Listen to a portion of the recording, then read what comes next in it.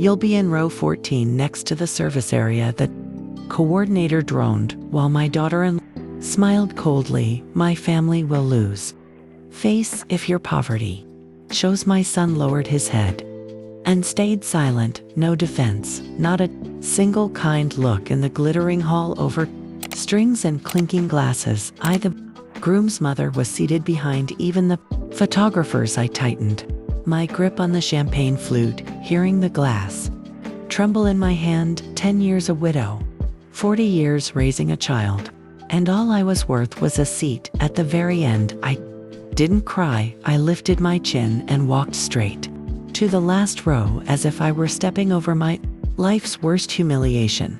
And when I sat down, a man in a sleek black suit placed his hand over mine and whispered, "Let's pretend we came together." I turned, my heart stopping. He was the first love I thought I'd lost forever. They had no idea that from that moment on, the one getting pushed out of a seat today wouldn't be me. If you're still listening, tell me where you're watching from. Every comment you leave is another mark in this journey. And if this story has touched you, don't forget to hit like so it can reach even further. My name is Mabel Carter, 66, widowed. For 3 years I taught English at a public high school on Chicago's South Side for more than 40 years. I'm not wealthy, but I get by on my pension and the small house my husband and I owned. I thought I'd made peace with loneliness after my husband Harold died of lung cancer, but today at my son's lavish wedding, I finally understood real loneliness is when people are alive and still deny you basic respect. The ceremony was at the Devon Estate, a sprawling property owned by Camille's family, the very people who never accepted me from day one. Everything felt so showy. It was almost numb. Tables draped in crisp white moat and chandon flowing like a stream. Guests in designer labels and white roses stretching out like Versailles.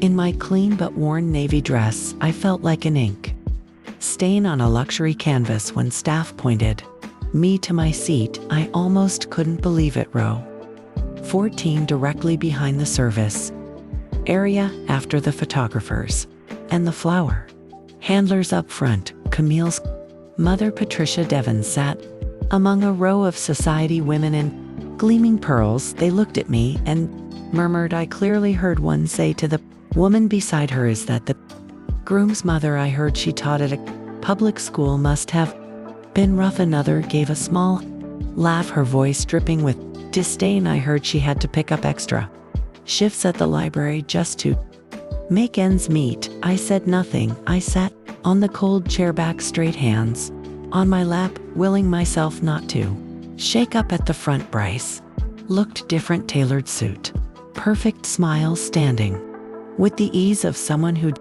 forgotten what it meant to be poor. I remembered the little boy who came home with muddy sleeves, handed me a bunch of dandelions and said, "Mom, these are for you because you're the prettiest in the world." I smiled, then felt my nose sting. Where did that little boy go? The music rose.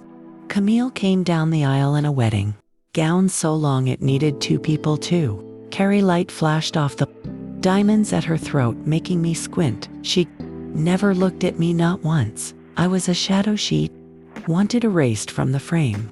Just as I was about to lower my head to escape the contempt around me, the chair beside me slid. An older man, silver hair shining in the sun, sat down. A whisper of bergamot cologne drifted over. He wore a Swiss watch. His movements were slow, refined. I thought he'd made a mistake and was about to say something when I heard his voice, low, steady, certain. "Let's pretend we came together." I froze. He leaned in with a calm smile and gently set his hand over my clenched one. The touch made me stiffen for a few seconds, but strangely, there was no embarrassment, only warmth. From the front, I saw guests beginning to turn. Their eyes changed from pity to curiosity and then slowly to caution. A woman in a feathered hat whispered to her husband, "Who's that man with the groom's mother? He looks powerful. I didn't turn, but I caught the hint of a smile at the corner of the man's mouth on the stage. Bryce glanced down and his gaze landed on us in that instant. His face went pale. I saw his lips move like he wanted to ask something but didn't dare. Camille followed his stare. When she saw me smiling, speaking with the mysterious man, her face went rigid. I didn't know what game I'd been pulled into, but I could feel the power dynamic shift. Those who'd looked down on me were now more careful. Those who had turned away began to watch. I tilted my head and whispered, "I don't understand what you're doing." Without looking at me, he said, "Just smile. Your son's about to look again." I did. When Bryce glanced down a second time, he looked as if he'd seen the impossible. In the very spot where he'd arranged for his own mother to be humiliated, I now seemed to be seated with a man worthy of the front row, maybe even their betters. "Perfect," he murmured, squeezing my hand a bit. "Now they don't know where to place you in their picture anymore." I looked at him, a mix of surprise and gratitude in my chest. "Who are you?" I asked softly, just for him to hear. He tilted his head, deep blue eyes holding an answer I'd waited for my whole life. "Someone you should have crossed paths with again a long time ago." I didn't have time to grasp it all. The minister kept speaking, violins kept playing, and all eyes stayed on the couple. But I knew with a few light touches and a smile the entire order of this event had cracked. Half skeptical, half curious looks stayed on us. Through the ceremony I caught fragments of whispers. "Is he someone in finance? He looks familiar. Wasn't he on the cover of Forbes?" I didn't reply, only pressed my lips together and looked up at the platform where my son vowed himself to a woman who had tried to banish his mother to the service row. Oddly enough, I felt calm, maybe because for the first time in years I didn't feel invisible. A breeze from the garden brushed my hair as if whispering, "It's time, Mabel." I didn't know why the words rang in my head, but my heart did. This wasn't Bryce's wedding day anymore. It was the day I came back to myself. I didn't know who the man beside me truly was or why he chose to help, but from the way he held my hand and redirected the room's gaze, I sensed something was about to change for good. When the applause started, I stood up on instinct. He leaned toward my ear and said, "Let them wonder." I looked around. The people who pied me now watched like I was a riddle. Up front, Camille's mother frowned. Bryce glanced down, eyes frantic. Camille gripped his hand tighter, afraid, unsettled, and lost. And me, I simply smiled. For the first time in years, I felt light deep down. I knew no one had the power to make me sit in the last row anymore. As the wedding music faded and the clapping thinned, the man at my side tipped his head and spoke softly, "Just for me, we finally meet again, Mabel." I lifted my face to ask who he was, and the slant of afternoon light across his silver hair revealed deep blue eyes, the exact blue I'd memorized half a century ago. I froze. The sound around us, music chatter, fell away until only his face remained. "Sebastian," my voice caught in my chest. He smiled and nodded slowly. "Call me Seb. The way you used to." I could hardly breathe that name. I hadn't spoken it in 50 years. "I thought you'd forgotten." But memories don't die, they only sleep. We stayed quiet for a few minutes as the clapping dwindled and the crowd drifted off. I noticed his hands still holding mine, warm, steady, as if no years had passed at all. "You've changed a lot, but your eyes haven't," Seb said gently, his voice deeper and a touch rough with age. When the minister read the vows, "You still bit your lip," I saw, laughed through a tight throat, embarrassed and moved. "You remember things like that. I don't forget anything about you, Mabel, especially the things that once made life feel meaningful." I looked away, hiding the tear that had slipped free as people began to scatter. Seb said, "Walk with me. I've got a lot to tell you." I nodded. We left the reception and wandered into the garden behind the mansion, where rows of lavender perfumed the evening breeze. Voices and laughter faded, leaving only the soft crunch of our shoes on gravel. I looked for you for years, Seb began, eyes straight ahead. That year, I went to London for a business program. I thought I'd be gone. A few months, I wrote you dozens of letters, sometimes one every week, sent to your old home address. I stopped a breeze, shivered across my shoulders. I never got a single one. Seb turned, his eyes filling with shock and a deep sadness. Not one, no calls, no messages. I shook my head. Not a word. I thought you'd forgotten me or found someone else. My mother told me you were the kind of man who only cared about money. Seb closed his eyes, exhaling hard. Margaret, I suspected.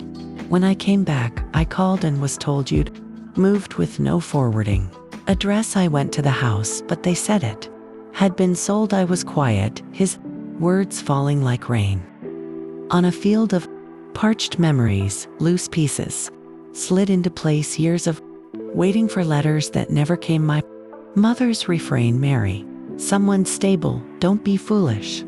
For love, I whispered, almost confessing. She hid everything. She even erased the messages on the landline. I was naive and believed you'd moved on then. I met Harold, kind, steady, safe, and convinced myself it was for the best. Seb stepped closer, eyes glassy. I came back to Chicago twice after that. Once in 1978, then in 1980. The first time I hired someone to find you, but you were married. The second time I saw your wedding photo in the paper and knew I was too late. I gave a small aching smile. 50 years late. Said maybe fate kept a sliver of mercy for us. He nodded, voice rough. I never married. There were a few women, but I couldn't keep going when I kept comparing them to you. For years I read about you, your teaching awards, the students you helped. You were always the person I believed would change the world. Quietly, but for real. My throat tightened. Don't say these things, Seb. We're too old to dream like that. He smiled, tipping his head, eyes still bright as ever. No, Mabel, we don't need to go back. We only need to choose the next 20 years. Well, I stayed quiet. The pond reflected. Two older people, sitting side by side, two who once loved madly, lost each other to pride and control, and now sat hand in hand, no longer young but no longer afraid. The breeze lifted the lavender again. I looked at him for a long time, feeling something strange, peace and revival twin together. I didn't know what tomorrow would bring, but in that moment I knew one thing for sure. My tired heart could still say yes. We were still by the pond when urgent footsteps sounded behind us. I turned to see Bryce and Camille striding over, faces tight, like they were rushing to put out a fire. Her gowns snagged on the grass, but she didn't care. She yanked Bryce along. Mom, right now, Bryce said low but rattled. We need to talk. I exhaled, staying seated beside me. Seb remained steady, eyes on the two kids coming toward us, unruffled. Camille reached us first, stared straight at Seb and spoke like a blade. Who are you? Seb smiled, stood, adjusted his tie, like he was stepping into a meeting, and answered evenly, I'm someone who once mattered a great deal to Mabel. The air froze. Bryce blinked as if trying to assemble pieces he'd never seen before. Camille frowned, stepped back, then dropped her voice to a sharp hiss. I'm serious. This is my son's wedding, not a place for strangers. I rose, voice calm. Camille, you're speaking to my guest, and he is most certainly not a stranger. Seb gave me a brief nod. Enough to steady me, he said, clear and level. I'm sorry if my presence bothers you, Miss Devon, but perhaps you should worry more about how you treat your mother than about other people's resumes. Camille froze like she'd been slapped. Bryce reached out, trying to ease the moment, but Seb went on before they could speak. I watched from start to finish. A mother pushed to the last row at her own son's wedding. Humiliation dressed up as honor and money. I heard Bryce take a sharp breath. No, you've got it wrong, he said quickly. It was just a seating mix-up. Staff placed the rows wrong. There was no intent. I faced my son and held his eyes. A mix-up or a choice, Bryce? He went quiet for me. That question needed no answer. Camille jumped in, scrambling to salvage control. Mabel, I think you're being too sensitive. Everyone was busy. And you know our family's reputation had to be protected. Reputation? Seb cut in, still polite, but cool. If your reputation is built on diminishing others, you might want to revisit your definition. Color rose beneath Camille's makeup. Whether from shame or anger, didn't matter. Bryce looked lost, fingers tight around his glass. Seb slid a hand into his pocket, speaking slowly with the weight of power he didn't need to flaunt. As it happens, I just finalized a deal 2 weeks ago. My firm, Whitmore Capital, acquired the downtown commercial building where Devon Really Group has its headquarters. The air changed instantly. Bryce's head snapped up. Camille looked like she didn't trust her ears. What did you say? She stammered. The building on Michigan Avenue. Seb nodded, gaze calm to the point of merciless. That's right. The deal closed last week. I only remembered the detail when I saw the Devon logo on the wedding stage. Silence crashed over the garden. Camille's face drained. Her expensive makeup, no match for raw panic. Bryce stood still, mind racing. Seb looked at them, his voice quiet. No need to raise it. I hadn't planned to discuss business here, but perhaps this coincidence is well timed. Then he turned to me, the gentle smile returning. Mabel, it's been a long day. We should leave. There's a place by the lake. I'd like to take you to dinner if you're willing. I smiled, no hesitation. I'd like that. Camille's eyes widened. You're leaving in the middle of the reception? People are waiting for the family photos. I turned, answering softly but clearly. Family?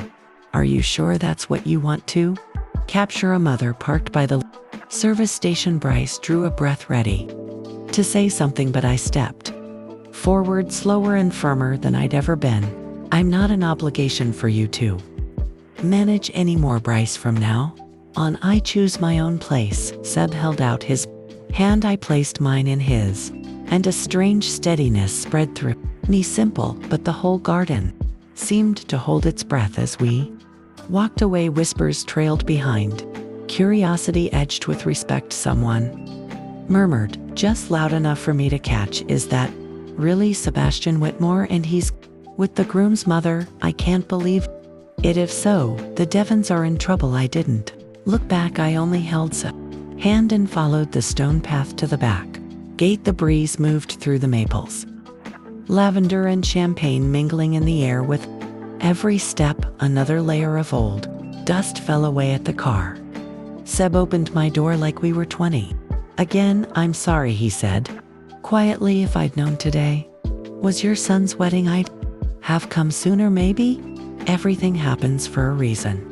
I looked at him, a feeling I couldn't name rising, relief and ache twined together. You don't owe me an apology, Seb. If anyone does, it's those who treat love and respect like bargaining chips. He smiled, soft as the afternoons I remember. Then tonight, let me feed you well and talk for a long time, like two old friends waking from a long dream. His car rolled out of the garden, catching the last light on the glass. Through the window, I watched the trees sway and Bryce and Camille shrink into the murmuring crowd. No one walked us out and no one dared stop us, but I knew in many eyes left behind, pity had vanished, replaced by something else, respect. I turned to the man at the wheel and asked quietly, you know, all day I thought I was completely alone, but I wasn't. Was I? Without looking away from the road, Seb answered, no one is truly alone. Mabel, sometimes the one who sees us best walks in just when we think our light's gone out. I sat back, watching the window turn gold with sunset.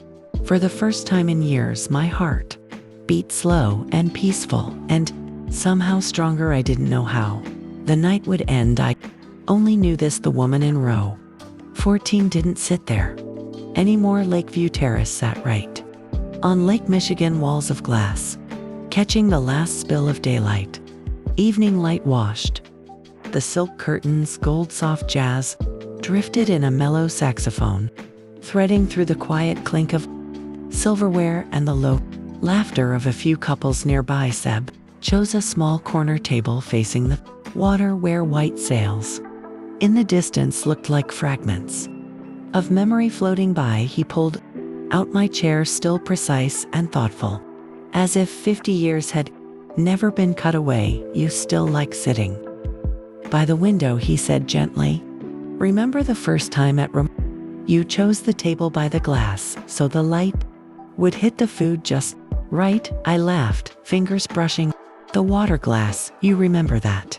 Everything connected to you, he said, eyes warm and deep. The server arrived. Seb didn't need a menu: lasagna with beef, a capre salad, no onions, and a small pour of Italian red, not chilled. I stared at him, astonished. That's exactly what I ordered 50 years ago. He only smiled and nodded for the server to go. We let a gentle silence settle. I watched the ripples on the lake mirror the first city lights. It was so peaceful I didn't know where to begin. In the end, Seb spoke.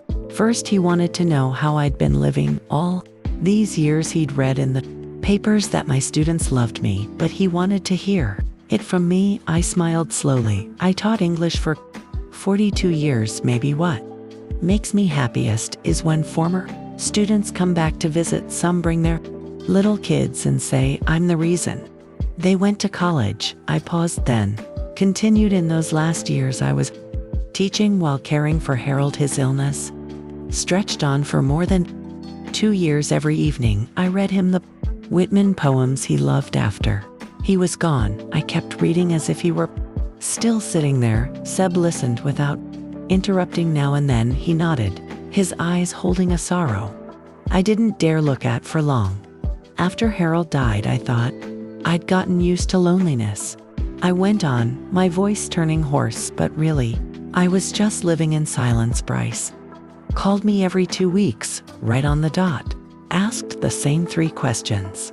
Are you well? Do you need anything? I'm very busy. That tone, like he was calling out of obligation. Seb sighed. I understand. Obligation is the worst form of love. It pretends to care, but the heart is gone. I gave a small laugh, then asked, what about you, Seb? Did you ever have someone? He leaned back slightly, looking out at the lake. Yes, a few, but it always felt unfair to them. No matter how good they were, I kept comparing them to someone who'd gone very far away. In the end, I chose to live alone, but not empty. Maybe because I always believed you were okay somewhere. That line made my heart pinch. For a moment I saw the 8-boy again, sitting under the tree in front of my house, notebook in his arms, smiling. Every time I read a poem, the server brought our food, the lasagna fragrant and steaming. I took a bite. The richness of meat, cheese, and tomato sauce spread across my tongue, and I suddenly laughed. What is it? Seb asked. It's just this tastes as good as it did back then. And I almost cried because of it. Cry if you want. There's nothing wrong with letting yourself be moved. I shook my head, swallowed slowly, then whispered, no, I don't want to cry anymore. I want to remember it. With a smile, we ate unhurriedly, each sentence filling in the gaps of the years we'd lost. When the red wine was topped off, Seb rested an elbow on the table, the light casting a warm gold in his eyes. Mabel, we can't turn back time, but we can choose tomorrow. I looked at him in silence. Inside me, something both strange and familiar stirred, as if an old heart were waking from a long sleep. You make it sound too simple, I answered, my voice trembling. Because it really is simple. Happiness doesn't need magic, only the courage to start again. Before I could reply, my phone buzzed in my purse. I glanced down. 7 missed calls from Bryce and 3 messages from Camille. They all said the same thing. Who is Sebastian Whitmore, Mom, where are you? Do you know what kind of man he is? I set the phone face down and exhaled slowly. They've started digging into you, Seb smiled. Lightly, of course, the Devons never rest easy.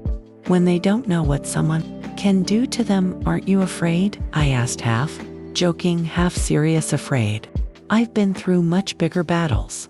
They should only be afraid if they keep looking down on people. I laughed. You're as confident as you used to be. No, Mabel. I just believe in the justice of cause and effect. Those who sow contempt will bow their heads to reap it. I switched the phone to silent. For the first time in years, I didn't feel compelled to respond to my child right away. A quiet settled over me, not loneliness, but true peace. What are you planning after you leave Chicago? I asked, nudging the talk away from power and shadows. Seb leaned back, eyes far away. I've been thinking about Tuscany. There's a small village called Monte. Fear lie good wine, clear skies, lavender blooming all summer. I laughed. You don't have a house there? He chuckled back. I'll buy one. We both laughed freely, not tamped down by politeness or fear of judgment. I realized it had been a very long time since I'd felt this kind of positive excitement. Not worry, but the anticipation that something good might come after the meal. Seb called for the check before I could reach for my wallet. Let me. You can get the next one if we meet again. I looked at him and smiled. You just wrote the next invitation yourself. I know, and I hope you won't cancel. At the door, the lake breeze slipped in with a touch of salt and cold. I pulled my wrap tighter, watching the city lights flicker in his eyes. Thank you for dinner, Seb. Thank you for coming. If you hadn't walked to row 14, I might never have had the chance to see you again. I said nothing, not because I had nothing to say, but because any words felt extra. I simply nodded and turned away. When I climbed into a cab home, the phone buzzed again for more missed calls from Bryce. I watched the screen glow in the dark, then tapped mute notifications. That night, I didn't call back. I sat by the window looking out at Lake Michigan, shimmering in the moonlight, and realized it had been a long time since I'd felt this light inside. Tomorrow, I'd have to face Bryce and Camille and that world out there, but tonight, it was just me and the calm of being seen, heard, and remembered. And somewhere in Chicago, I believed Seb was looking out at the lake too, facing the same direction, where the lights met, the water and the past finally let go. 3 days after that evening, by the lake, my phone rang. While I was watering the plants on the porch, Bryce's voice came through, trying to sound steady but failing to hide the strain. Mom, are you free tonight? Camille and I want to take you to dinner at River House, the most upscale restaurant in Chicago, the kind you book a week ahead. I knew they weren't inviting me out of filial devotion. I wiped my hands and smiled slightly. Of course I can go on the other end. Bryce exhaled like he'd just completed a tough assignment that evening. The restaurant glowed with candle light, the polished wood floor reflecting warm gold. I arrived on time in a simple blush pink dress and the pearl earrings Harold once gave me. When the server opened the private room, I saw Camille already seated, wearing a French label I'd seen on a magazine cover. Next to her, Bryce scrawled his phone, looking worn out. Mom. Camille stood and flashed a radiant smile like nothing had ever happened between us. You look wonderful tonight. Your skin is glowing. Must be that good company makes people shine, right? I looked at her, smiling lightly, but not too much. That's right, Camille. Good companies, good partners, and good manners. Those things always make people shine. Bryce's hand paused on his water glass. Camille pressed her lips together, trying to hold the smile. We sat. The private room felt luxurious, but cold, like a meeting wrapped in velvet under the table. Seb quietly took my hand, he sat beside me, composed, his gaze calm and steady. That handhold wasn't showy, but it made me feel strangely safe, like a reminder I wasn't alone anymore. The server poured wine and slipped away. Camille started with small talk. Vacations, new projects, charity events, everything came out in a flat practice tone, like she was executing a strategy rather than having a conversation. I stayed quiet, smiling at the right moments so she wouldn't know how clearly I was listening. When the main course arrived, grilled Wagyu with truffles, Bryce set down his knife and looked at me. Mom, I actually wanted to talk a bit about work. I took a sip of wine. Yours or mine, he faltered. Camille cut in, voice soft as fluff, but edged with calculation. Whitmore Capital just bought the building where our company's headquarters are. It would be wonderful if your side could consider keeping the current lease. We could all benefit. Seb looked up, not rushing. He cut a piece of meat with measured movements, then said evenly, business is business, Miss Devon. No one gets to change terms based on personal ties if the conditions aren't right. I saw a tendon jump in Camille's neck. Bryce forced a thin smile and tried, I think things can be flexible as long as both sides want it. Seb set down the knife, a rare sharpness flickering in his eyes. I'm only flexible with people who know how to show respect. The brazen words drifted out like a breath, yet the room fell absolutely silent. I straightened, set my glass down, and said gently but clear, before we talk business, maybe we should talk about something more important. Respect. Bryce looked at me, flustered.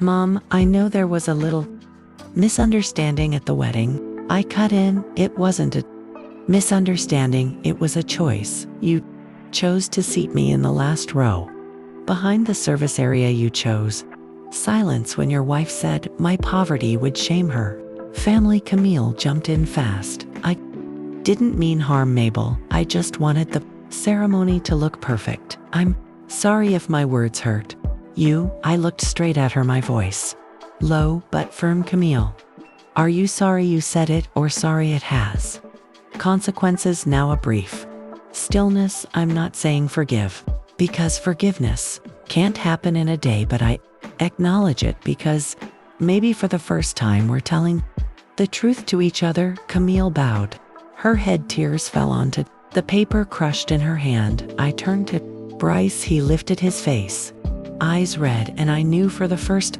time my son truly saw me, not as a mother meant to endure, but as a woman with the right to stand tall. The hall stayed quiet, and then the applause came, not loud, but real. Reporters began to shoot again. Flashes strobed. I heard a whisper behind me, is that Mrs. Carter, the one they put in the last row? She looked so steady. No one said it out loud, but I felt it. The social scales had shifted. Those who once kept silent in the face of insult were now watching a lesson in dignity. And they knew they couldn't dismiss it anymore. After the program, I left with Seb. Night had fallen, but the lights around the golf course still glowed. Crickets sang in the breeze. I took Sub's arm, shoulders back, steps sure, each one shedding a layer of hard memory. A reporter hurried after us and asked Mrs. Carter, do you have anything you'd like to say? I stopped and smiled. Sometimes the silence of the weak is what makes the powerful smug, but when the weak stand up, the world has to listen. Then I walked on without looking back. In the car, Seb squeezed my hand. You okay? I nodded. Better than ever. He smiled, eyes gentle as wind. On the drive home, I thought about my journey from row 14, where they parked me by the service area, to save face to the center of my own life. No one carried me there.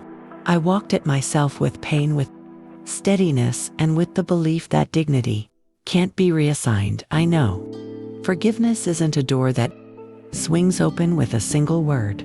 Forgiveness arrives only when people change long enough that apologies are no longer needed, when actions prove they've learned the lesson of respect. I'll wait for that to happen, without rushing, without forcing, Without holding a grudge that evening, Camille texted Mom, "I read the article about the Harold Carter scholarship. I understand now if you allow it. I want to start over." I looked at the words, no anger, no disdain, just tiredness. I typed back, "The door opens when you are truly ready to live differently, Camille, not sooner, not later." Then I set my phone down and didn't read further. A few days later, Seb invited me to see Whitmore Capital's new project, a glass tower going up near downtown. When the elevator took us to the top floor, Chicago stretched below, river, homes and streets crisscrossing like memories. Seb pointed outward. "This floor will be a community, education, and arts gallery. I want you to take a look. Maybe you'll have an idea." I walked the glass corridor, taking in the wide open space. Light poured through, making everything shimmer, opening a feeling of hope. After a while, I said, "I want a free reading corner for kids on the South Side. Many of them can't get to the library, but they still deserve to know what books are." Seb turned to me and smiled. "Perfect idea. I'll put you in charge of that part. Let's call it the Harold and Mabel Reading Corner, shall we?" I smiled and moved to speak. "Are you sure. A building shouldn't just be tall, it needs a soul. And today you just gave it one." That evening, as sunset washed the city, Seb spoke softly in the car. "In October, I have to go to Italy to oversee a project in Tuscany. Will you come with me?" I laughed idly. "I haven't been far from Chicago in more than 10 years. Then it's time not to run away, but to say goodbye to fear." I was quiet. Fear, it had lived in me like a shadow. Fear of being looked down on, fear of losing my son, fear of being forgotten. But as I looked out at the streetlights flicking on, I realized every fear shrinks once you start moving. "Okay, I'll go," I said, soft but sure. Seb squeezed my hand. "I knew you'd say that night."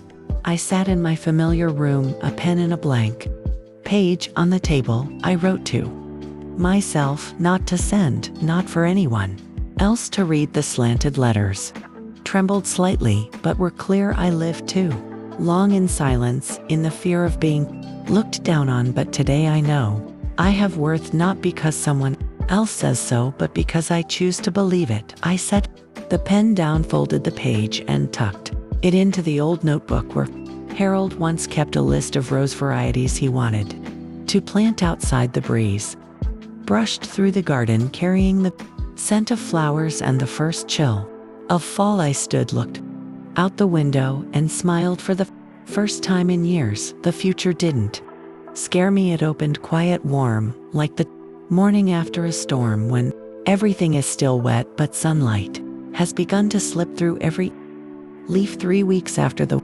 public apology, a large bouquet sat at my door. Inside were carefully arranged white lies with a small card in a familiar hand, hoping for peace. "Patricia, Devon." I stared at the words for a long time. The flowers smelled light, elegant, and cold. I smiled and called the Children's Hospital in Chicago, where Harold had once supported a small music class. Before he passed, "I'd like to send this bouquet to the nurses in pediatrics. Please tell them it's from a mother who wants to thank those who still care." With kindness, when the staff agreed, I felt a strange relief, like setting a stone down where it belongs. That afternoon, an email from Nora Patel. "Devon really has completed the first year of community commitments. The Harold Carter Scholarship, the service programs, and the fund for the South Side have all been launched on time." I read each line slowly. It was no longer a battle of wounded pride.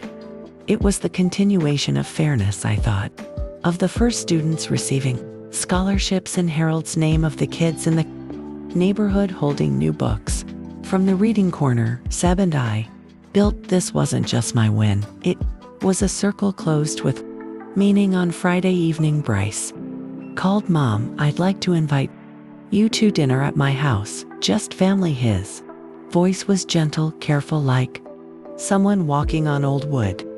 Floors afraid to make a sound, I arrived. At dusk, the house glowed with soft gold nothing, like the tense air from the last time I'd been there. When I stepped into the dining room, I stopped short.